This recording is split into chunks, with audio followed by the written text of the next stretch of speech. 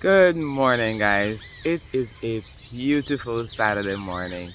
I'm here. I have all my feathered friends just chirping as if they too know that it's going to be an awesome day. And the other day, I was reading through the book of Isaiah, chapter 54. Again, it's another chapter. As you know, one of my all-time favorite verse is here, which is verse number 10, where it talks about God's unfailing love. Now, going on to the next verse, yeah, sometimes I read the other verses. I'll read from verse 11 to 15, where it says, O storm battered city, troubled and desolate, I will rebuild you with precious jewels and make your foundations from lapis lazuli. I think some people call this opal, or it's a type of opal. I will make your towers of sparkling rubies, and your gates from shining gems, and your walls of precious stones. I will teach all your children, and they will enjoy great peace. You will be secure under a government that is just and fair. Your enemies will stay far away. You will live in peace, and terror will not come near.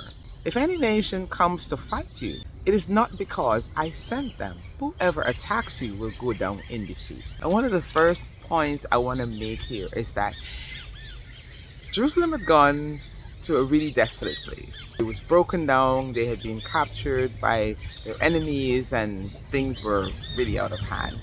And here comes the prophecy of God saying, O storm battered city, troubled and desolate. He acknowledged that yes, things had gone really bad. But he says, I will rebuild you. And I will rebuild you in the most amazing way. Gates will be from precious jewels, your walls will be made from precious stones, your foundations will be opal, and he goes on and he describes a real magnificent city. Needless to say, if you think about it, this was not how it was. It was good, it was a really awesome city. Things went bad, and he says, hey, I know many people, you're sad, you're perplexed and all of that. But he says, I'm going to rebuild you, and I'm going to rebuild you so much more better than what you had. And so I'm here to just remind us on this Saturday that for those things that got desolate, that got battered and bruised and desolate, God has given the promise that he's going to rebuild. And he's not just going to rebuild, but he's going to rebuild bigger and better, even more amazing than what you had before. Those situations that you look at it now and you think like, but this was good, I had done what I should have done, and things were going just fine, and then here comes the enemy and knocked everything down. God is saying, hey, listen, that's okay. I'm going to rebuild you. That's just an opportunity for me to remake, reshape, remold, and bring things and build them back up to a place that will astonish even you. Because I'm thinking like they're thinking, their foundations were made of stone, and now it's going to be made of a precious stone. The walls were made of really good, carved stone, and now they're going to be gems, the gates and everything, everything was going to be just so magnificent that when you think about it, people will now be left in awe. Like, really, like it was a good city before, but look at it now. The thing is that when things are that bad,